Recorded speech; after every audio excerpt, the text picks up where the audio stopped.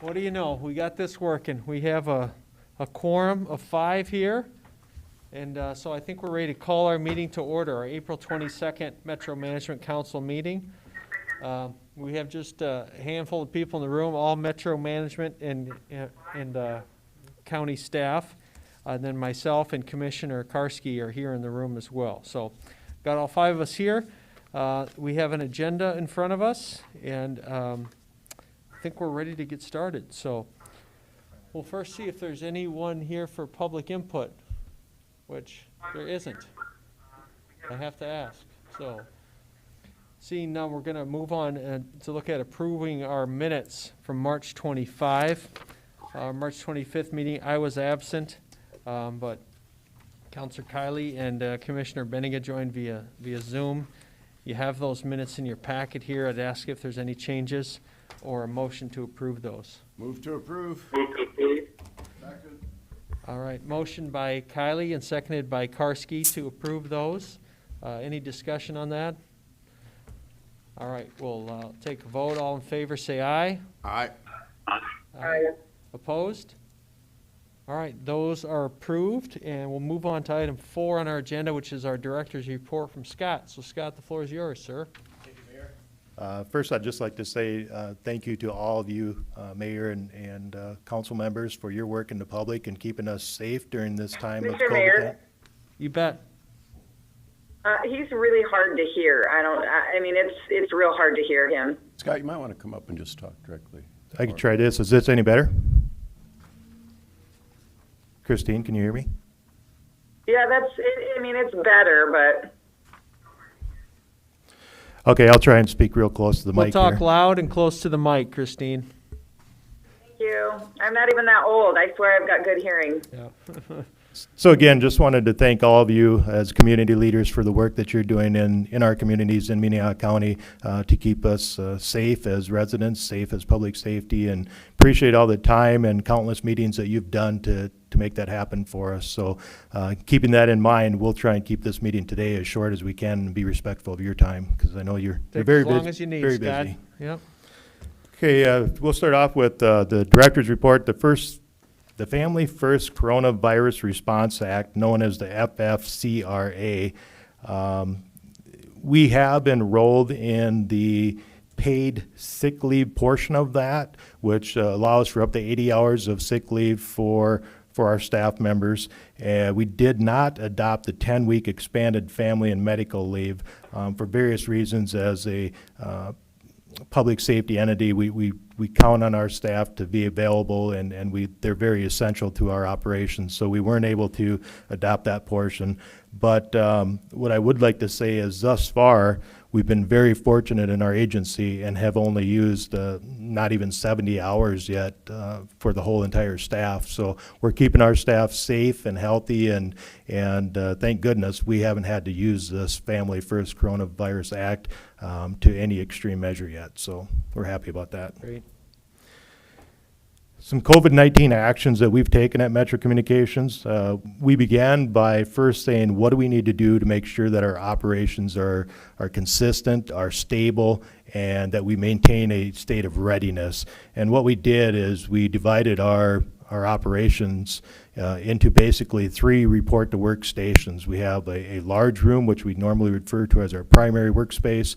We have a smaller room, which we refer to as our call taker room. And then we have our backup center, which is over at Station 3, Fire Station 3. And what that did is it really assures us that we'll have plenty of workstations available should we come down with an illness within the workplace. It won't contaminate our entire operations. We'll be able to continue operations. So it's important for us to have that continuity of operations plan in play. In addition to that, we've done all kinds of actions as far as making sure that our staff have plenty of cleaners on hand, making sure we're taking out garbage regularly, making sure we're washing our hands, cleaning door handles, all those types of things that have been suggested over the past 2 months or so by CDC, as well as the messages that have been promoted publicly. So we've definitely taken heed to those warnings, if you will, and we've applied them, and I think it's proven that our workplace has maintained a stability that we need as being essential operations. So in addition, Have you had any staff, Scott, express concerns? I mean, you guys have tight corridors in there, and sometimes some people are totally fine with their working environments right now, and some people are kind of skittish. And how's your team doing with things? yes, we did have some concerns. We have some folks that maybe have some health conditions, that make them a little bit more vulnerable to this COVID-19. So we tried to accommodate the needs of those staff members, and fortunately with this smaller call-taking room, it seemed to be the best opportunity to have those individuals stay in that one room and have less exposure. So they've been very appreciative of the efforts that we've taken to try and protect them throughout this. So it's worked very well so far. Great. In addition to protecting our own staff, we have also been on the front line of making sure that we are protecting first responders and, of course, the public as well. But one of the things that we've done is we've used the Emerging Infectious Disease Screening Tool, which is a product that was available through our emergency medical dispatch program. And of course, we started with, have you had travel? Have you had shortness of breath? Problems breathing?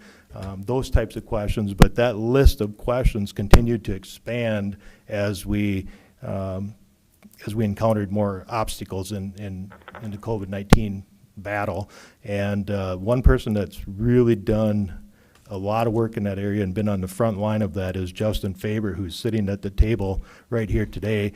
And he has really spearheaded that as far as making sure that he is extracting as much information as possible from our CAD to make sure that we can provide for the safety of first responders. And it started out maybe a bit of a small task, and it has turned into a very large task to manage that data. So I'm extremely thankful for what he's done. He's put out daily emails to the REMSA group, who is also monitoring COVID-19, and this helps them strategize. It helps them see where there are problems within the community as far as being hot spots, if you will. So like I said, Justin's just done a phenomenal job of extracting that information, putting it into charts, putting it into diagrams, and be able to get that out to the public or out to the responders that need it. So That's great.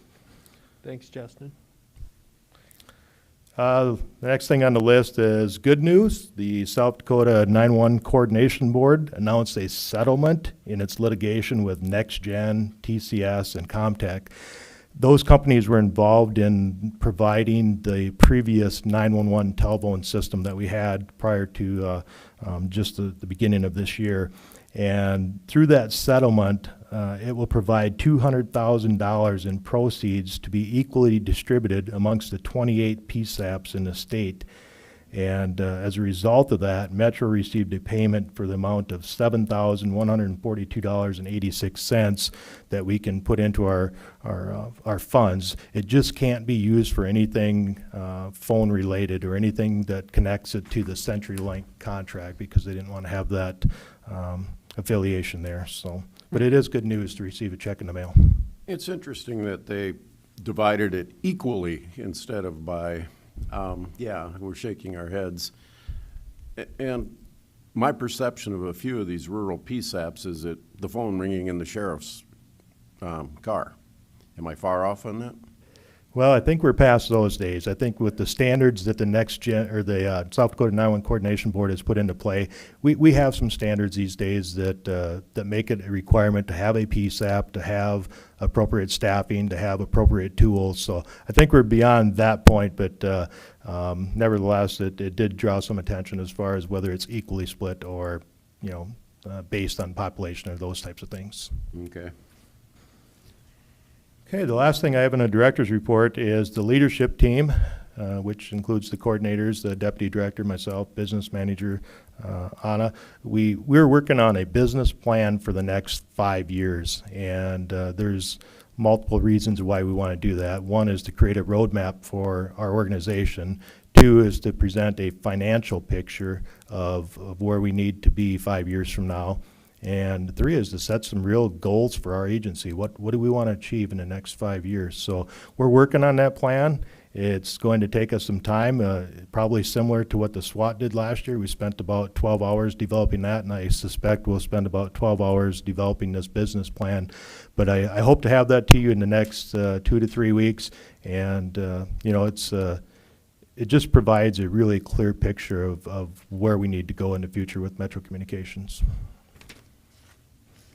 So with that, being we just had a meeting here on March 25th, I left out all the details pertaining to calls for service, telephone calls and that sort of thing, because it's only been a month since we went through those numbers. So that is the end of the director's report. All right, sounds good. Thank you, Scott, appreciate it. We'll move on then to item 5, item we're going to need approval on. That's an agreement for EMS dispatch services with Patient Care Logistics. Scott? Yes, and just a reminder, we'll have to do the roll call votes, being that we have folks on the phone with us today. Got it. This agreement before you is an agreement that started in 2015 as part of the city ambulance contract, and the affiliation with Metro is we take what are commonly referred to as transfer calls, where somebody needs to be transferred from a assisted living or a hospital or a clinic or something like that. That involves our agency to arrange for that ambulance to go to that location and then follow through with that transfer. In 2015, this contract started at a $5 rate to Metro Communications, and throughout the years, it has increased. In 2016 at $10, 2017 $15, 2018 $20, and that's where we're still at today, is $20. And we looked at the amount of time that we have into the process, as well as the fact that there hasn't been an increase in a period of time here. And we sat down with a staff member from Patient Care Logistics, and we negotiated what we both felt was a reasonable increase. And what that turned out to be is a 4% annual increase for the next 5 years. And so therefore, starting in May of this year, when this previous contract ends, that amount will go to $20.80. In 2021, it'll go to $21.63, and you can see in 2022 it's $22.50, 2023 is $23.40, and so forth, to the end of the contract in 2026 it'll be $25.31. So again, that generates about $55,000 a year in revenue for Metro Communications. So it's a fair amount of transfers. It's about I believe 150 transfers a month in the city and another 30 or so in the county. So it adds up. Both from a financial standpoint as well as a work point. So Seems like that's a pretty sweetheart deal to go from $5 to $20 in 5 years. And now we're going up by a much smaller percentage. How was that originally set up, do you know? I've heard some of the history on it, and I believe what maybe happened there is the fee was started way too low to begin with, at $5.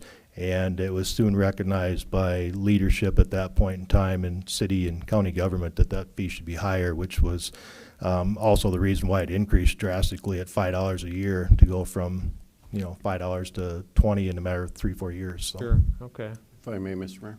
You bet.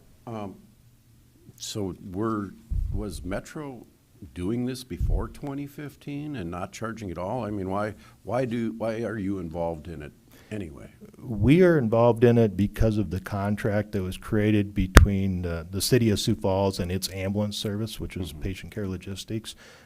We became involved in that respect because of the fact that we started doing the transfers for them at that time. Anna or anybody else that has more information than that, but that's my understanding of the history of it. Got it. Do you want more? Counselor Kiley here. Go ahead, Counselor.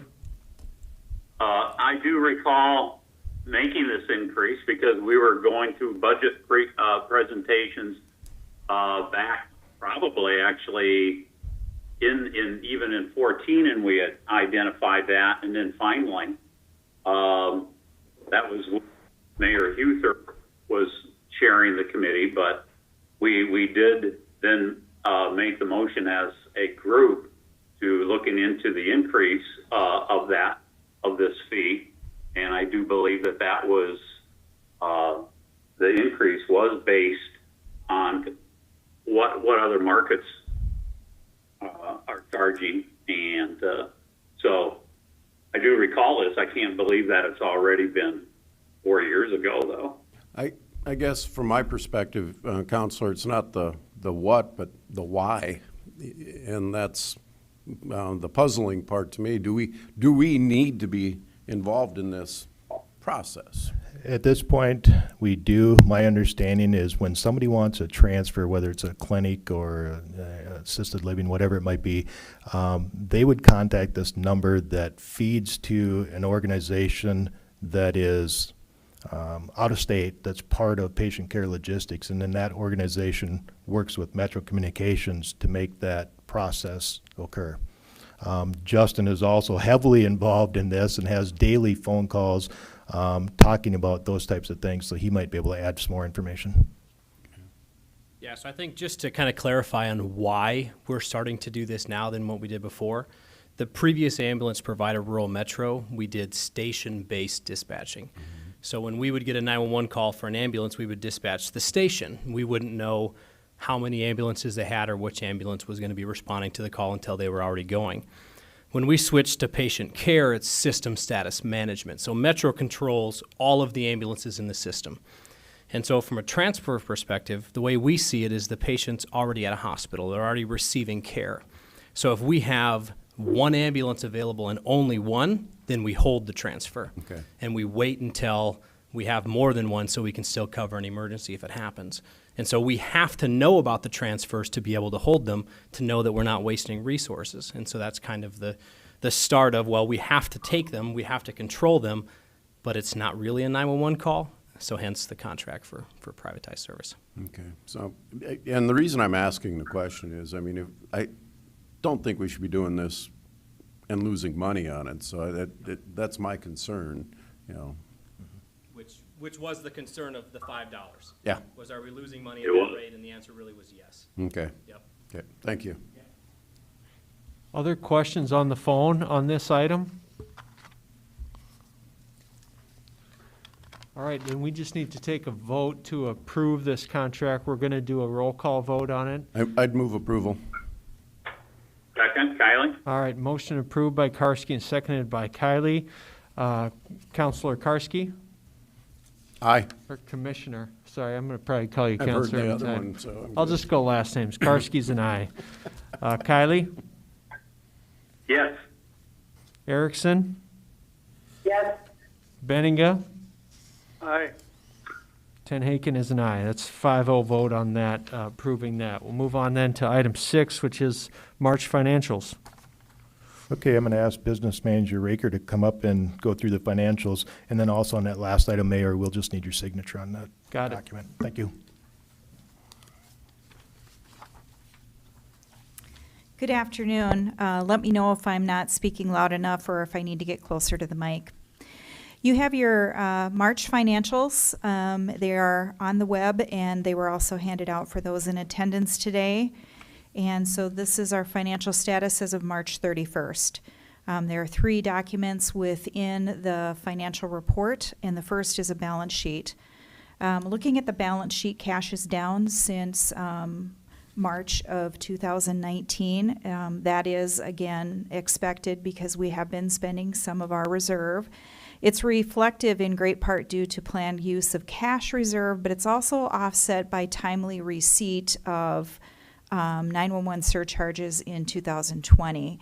In 2019, the surcharges were delayed and we didn't receive them until April. And you'll see that when we get to the later report.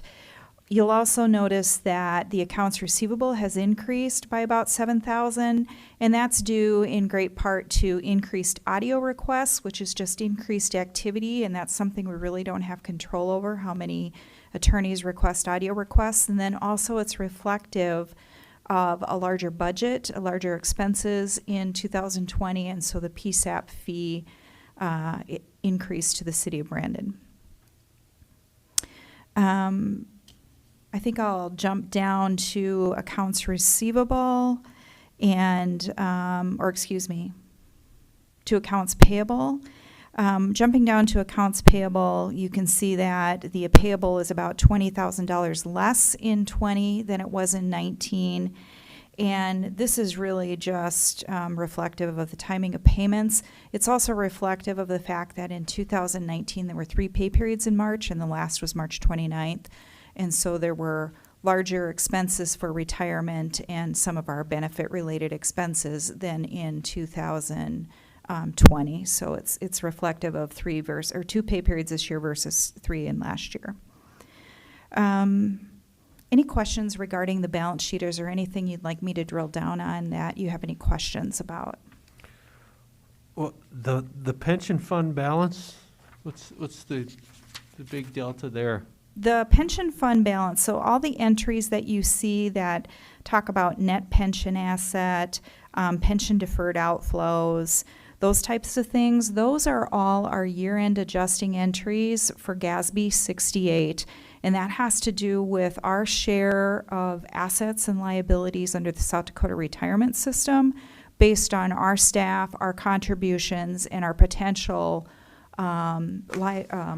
retirement payouts for our staff as they age and receive benefits. So the fact that March last year we were at 750 and we're at 350, it's just a timing issue? Yeah, but it's also reflective of the health and the changes at the state level. So you would probably see something similar on any organization who's a participant because it's a reflective of the health of SDRS. Got it. And where their assets are and how they're managing those assets. Okay, thank you. Mm-hmm. Any other questions about the balance sheet? All right. So on the second page, we're looking at the current year expenses in a summary format, and we're comparing those to the prior year revenue and expenses for the prior year. So we're looking at 2020 as compared to 2019. And I mentioned earlier that surcharges in 2019 were 0 in the month through the month of March, and that's because the payment for January surcharges were just delayed at the state level, and we didn't receive them until April. And so that is a drastic change, obviously, in 20, but it was just one of those oddities that normally wouldn't happen. Normally, we receive those payments each month. You see the increase in city and county share as budgeted. As far as services have increased, and we talked about this a little bit earlier, that the PSAP fees are greater this year due to an increased budget. And audio requests have ticked up in the first 3 months of the year. So those are the major changes in the services category. The reduction in other revenue is due in great part to the change in interest earnings. And I think you just have to understand, just like all of us personally, interest is going to be an interesting thing to track this year. I think we're going to see the interest rates change on our checking account and on our investments fluctuate throughout the year. Even just from January to February to March, the interest rate changed between each of those months, more so than they normally do. So the majority of that change is in interest. Comparing personnel expenses from 2019 to 2020, it is a $91,000 increase. Now, A significant amount of that is the approval of additional FTEs as part of the 2020 budget, but that's offset by the fact that we're more fully staffed this year. Remember last year at this time we were without a director, so we'd been 3 months without director salaries by this point. And then we had additional vacancies last year. So if you broke this down, our salaries have increased by $83,000, which is reflective of additional FTEs and being more fully staffed. But our overtime is down by $18,000, which again is reflective of being more fully staffed this year. And the addition of those FTEs means that we have less overtime. And the temp staff is relatively neutral change, and that's because we had those temp staff that we were utilizing last year, and we continue to utilize them at a similar level as in 2019. And again, that offsets the cost of overtime, and it's a very good deal for us financially and for those temp staff to keep them active during this period of time. Benefits have increased from last year to this year, but honestly, that is reflective of the increased FTEs more so than the actual insurance rates. Dropping down to other operating, comparing 2020 with 2019, you can see many of these lines are relatively consistent. The professional services increase is due in great part to the purchase of testing tools for our recruitment process. We purchase them every couple years, and this was the year to purchase them, so that was anticipated. Dropping down to repairs, you can see a significant increase. Last year at this time, we were still under warranty for the first several months of the year for CAD that had been implemented in 2018. And this year we have, months of maintenance costs that we remitted to the city of Sioux Falls. So that's about $10,000 right there, and the balance of it is just timing of miscellaneous expenses and repairs and some other maintenance contracts. Dropping down to supplies, that looks like it's significantly less, and it really is. Last year, there was a scheduled replacement of Microsoft Office for our computers, and that's about a $10,000 item every several years. So that's reflected in the $35,000 in 2019. And then another $12,000 difference is computers and UPSs that were purchased by this time in 19. This year we attempted to purchase them. We had a really difficult time getting them delivered, and they were finally delivered in April, so you'll be seeing that expense in April for our replacement plan to keep our equipment top-notch for our center. Dropping down to utilities, there's about a $9,000 drop. That is related to the 911 trunk lines that are going to be disconnected, sometimes called CAMA.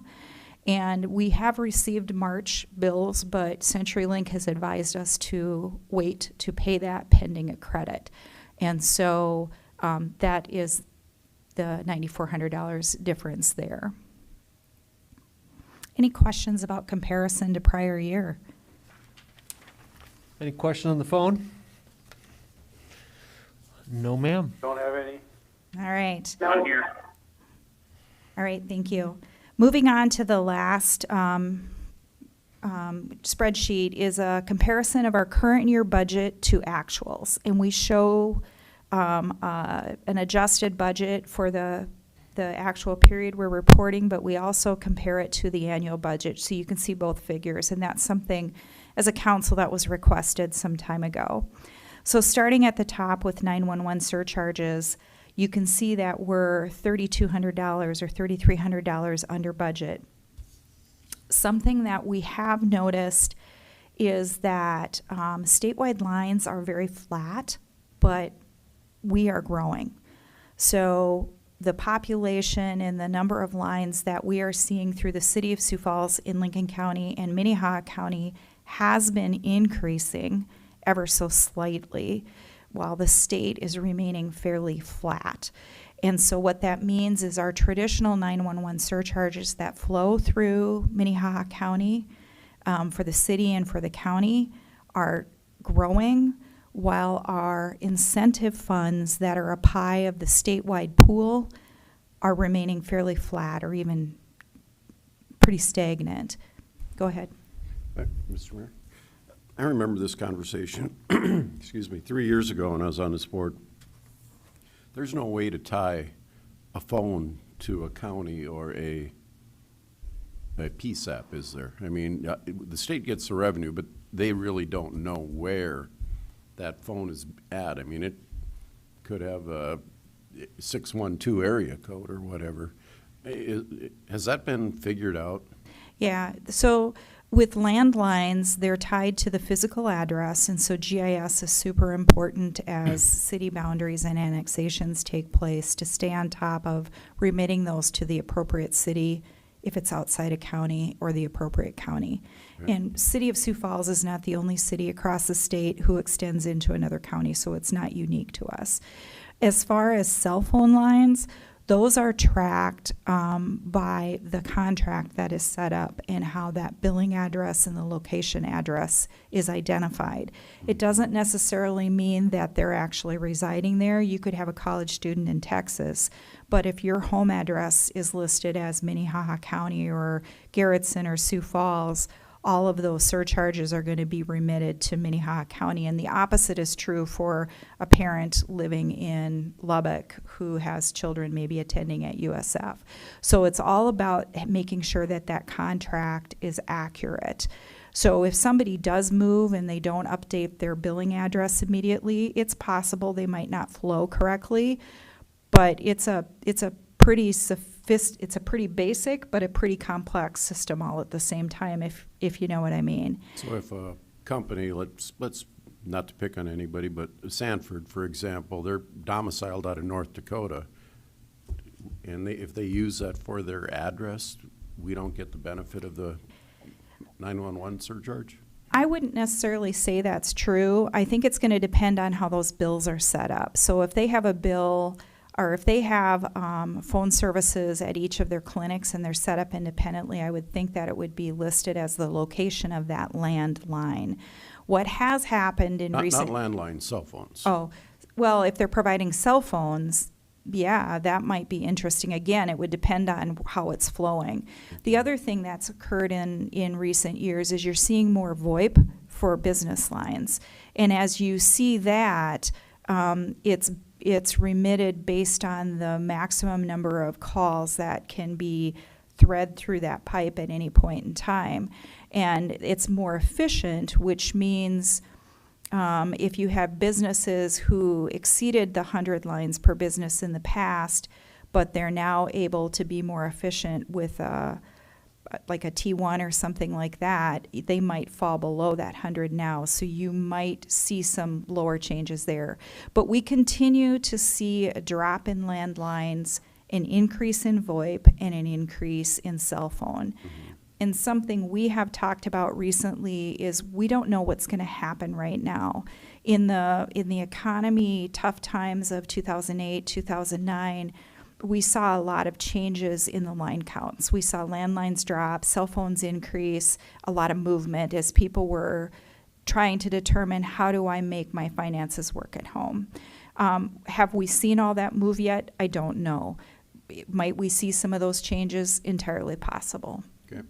But it will take time. We've only got January right now. The other thing to keep in mind is we budget almost 2 years ahead. So we prepared our 2021 budget based on 2019 data. And we factor it out based on the growth we've seen over the last few years. And so this 2020 budget was based on 2018 data because that's all we had at the time we did the budget. So it's always challenging, and we do our best to track that growth. But when you're tracking it that far out, you're going to have a bit of a challenge. Any other questions about the cell phones? 911? Okay. Moving on with budget to actual, audio recordings again are up based on what we budgeted, and that's just simply that we've seen an uptick in activity from attorneys needing audio recordings. Interest is down. You can see the actual dollars there. That's just reflective of the interest rates. Dropping down to personnel services. Again, you can see that we are under budget. We're actually down 2 staff right now, and we're in the process of hiring for a May 26th start date. So we're saving a little bit there. Overtime, we're doing well, but we're doing well because temps are filling in that gap, and you can see the difference there in the adjustment. And there you can see also, if you drop down to health insurance, that we're under budget. Part of that is due to a few vacancies, but really it's due to we were able to really negotiate some great rates for health insurance for our staff, for health, vision, and dental. Dropping down to other operating, again, in recruitment, you'll see that we are a little over budget, but that's due to purchasing tests, which will hold us for a period of time. Maintenance contracts, again, we talked about the fact that our CAD software is reflected here. Part of this, what's going on here, is we haven't been billed yet for our March through February. It's a March through February cycle, and we just haven't been billed yet by the city, and they're usually pretty good about waiting a little later in the year just to help us with cash flow. And so my guess is you'll see this grow until we get that bill. I think I'll drop down to uniforms. Uniforms have been ordered, but the bill didn't arrive till April, so that's just the timing of a bill there, but there will be an expense, and it's about $1,800, so we are doing well in that area. And then dropping down to dispatch communications, again, you'll see $38,000 versus budget of $49,000, and that is, we're sitting on that 911 trunk line or the CAMA line. We're waiting to pay that bill until CenturyLink completes their adjustment. At the time we did our budget for 2020, at that point we had been told that there was no way to determine that those trunk lines would be transferred over, and so we budgeted the whole year because it was a responsible thing to do. And we're excited that they were able to make this change, so it's going to help us out. Any questions? Any questions for me? Any questions on the phone for Anna on the March financials? None from me. None here. Not here either.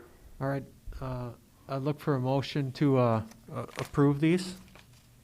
Move to approve, Erickson. Second, Benninga. All right, motion by Erickson, seconded by Benninga to approve the March financials. We'll take a vote on that. Erickson? Yes. Kylie? Yes. Benninga? Aye. Karski? Aye. Tenhaken, yes. All right, we'll move on to item 7, which is our 2021 budget, and we will go through that, and we'll take a vote on this at the end as well. Scott, go ahead, man. Yes, thank you, Mayor. Last council meeting that we had, the Metro Management Council meeting, I went through a PowerPoint presentation. There's probably no need to go through that PowerPoint presentation again today unless there's something specific in there that you'd like me to address. The main content of that presentation was an increase in temporary salaries line, or actually the establishment of a temporary salaries line, and then also a $6,000 software product that would be a capital improvement type project. So that was really the increases for our 2021 budget. Looking more from a numerical perspective, the sheet that you have in front of you today, I think what I'll do is just highlight some of the changes or some of the increases, if you will. So from 2019 to 2020, and I should back up also that this plan is a plan that we have discussed with the city finance team on an annual basis. We sit down and visit with the city finance team. So this has been something that they have been exposed to and that they are in agreement with. So going from 2019 to 2020, you can see there was a 25% increase with the city and county funding for this particular year that we're in. That same kind of an increase is projected to happen in our 2021 budget, or at least being proposed. And then in 2022, you can see it's 15%. I'm on line 3 as you're going across this chart. And then as you drop down towards the bottom, of this chart, you'll see it says 2023, 2024, 2025. Again, the third line on that chart shows a 13% increase for 2023. Again, in city and county support. 2024, 9% increase in city county support, and 2025, a 9% increase in city county support. So you might ask, why is it? Why is it that we're seeing a 25% increase in 2020 and another 25% increase in city county support for 2021? The main reason for that is in 2019, you approved for us to have 4 additional staff members, full-time staff members in 2020. So that in itself works out to be about $267,437 when you include all the benefits and so forth. And then also the increase is to continue to support our operations like Anna just mentioned. Surcharges are they're just remaining flat, and each year as we go forward, that's going to cover less and less of our operational budget. This year, I believe we're right at about 51%. Next year, it'll be 49%, and the actual numbers are covered in here as you go forward, but it'll become less and less of our budget to the point that by 2025, I guess this sheet doesn't show that, does it, Anna? But it will be less, probably more like about 42% of our budget at that point is covered by surcharges. So what that does is it requires us to ask you as city and county to provide that additional support to us. And the third piece that this does is it maintains our cash revenues at about a 15% rate of our overall budget. So really, these increases are accomplishing three main things, which was the 4 employees that we received this year, supporting our operations as surcharges go down and expenses go up, and it maintains that cash reserve balance at 15%. We want to be very conservative going into this 2021 budget request. We understand the situation that could arise for city and county with the economy as it is. So we continue to want to ask for just those 2 items that I mentioned, the software project at $6,000 and then a temporary staffing line at $73,000. You might ask, well, where does $73,000 come from? That's the expense of a full-time employee. But like I mentioned in the PowerPoint, we feel that this provides us opportunity, it provides us flexibility, it provides us an opportunity for our employees that might need to go to a part-time or a temporary position for some reason. It gives us the ability to retain that well-trained employee. So there's just numerous reasons why this is beneficial to our agency, and including the fact that temporary staff are much more cost-effective, if you will, or provide savings from overtime versus a temporary staff member. And as we talked about before, our temporary staff do not have any benefits beyond the salary itself. So there's obviously savings in that area as well. So that's important to us to try and continue forward with that request of the temporary staff as well as that software product. I want to point out too, in the amount of cash reserve that we have, by having these increases, you'll see that this past year in 2019, we needed $328,000 to help cover the cost of our budget that we withdrew or decrease that cash reserve. In 2020, that number jumps up to $530,769. But because of this increase that we're proposing, we'll use less cash reserves in 2021. It actually drops back down to $96,000. 2022, it's at $103,000, and I'm looking at line 31 for those figures for each year.